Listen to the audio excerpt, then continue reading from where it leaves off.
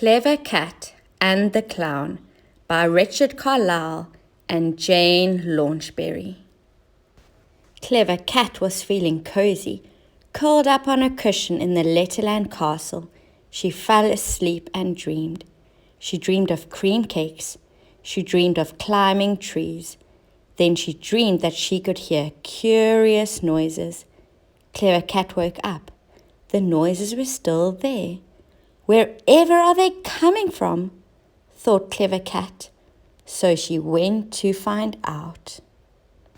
Outside in the castle courtyard, it was nearly dark. Clever Cat looked around, but she could not see anyone.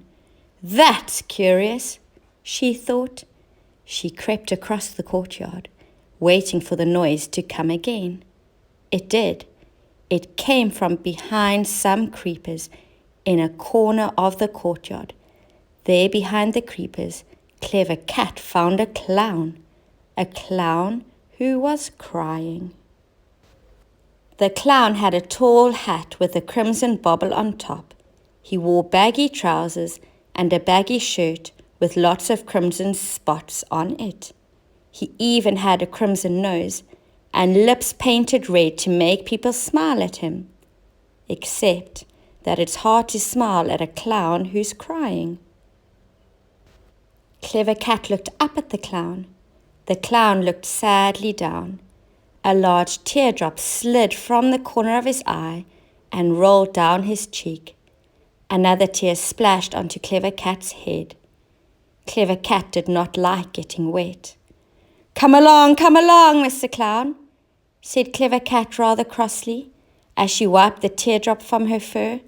"Tell me what's wrong, and I'll try to put it right." Oh dear, sniffed the clown. "I'm so confused. I can't remember where I live. I've lost my memory."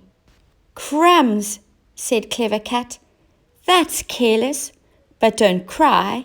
I can usually help. That's why everyone calls me Clever Cat.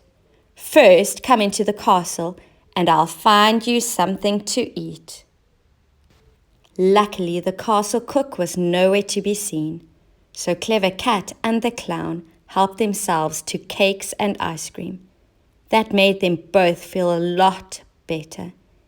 Then Clever Cat started to think hard. "I wonder where a clown would live," she said out loud. "In a castle," said the clown hopefully. "That's silly," said Clever Cat. "What about a cave?" "Too cold," said the clown. "How about a cottage?" "Not very likely," said Clever Cat. "But I must live somewhere," cried the clown. "Everyone lives somewhere." They thought and thought until morning came. Finally, Clever Cat had an idea. "How about a camp?" "Maybe," said the clown. "Or a caravan," said Clever Cat. "That's it!" cried the clown, jumping up off his chair. "I live in a caravan camp." "Oh, how clever you are, Clever Cat. How very, very clever. I can remember everything now. We were having a clown contest. I'm the cannonball clown. So the other clowns shot me over to the castle to invite the king and queen to come and see our show. But I landed on my head with such a bump that I couldn't remember a thing." And sure enough, when they looked over the castle wall, they could see a crowd already collecting around the caravans. People were arriving from all over Letterland. The sound of trumpets filled the air. That meant the king and queen were coming too.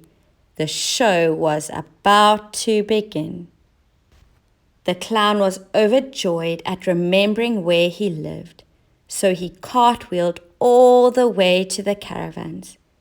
Clever Cat was so pleased with her cleverness that she tried a cartwheel too, but she looked rather clumsy. "Oh well," she thought, "a cat can't be clever at everything."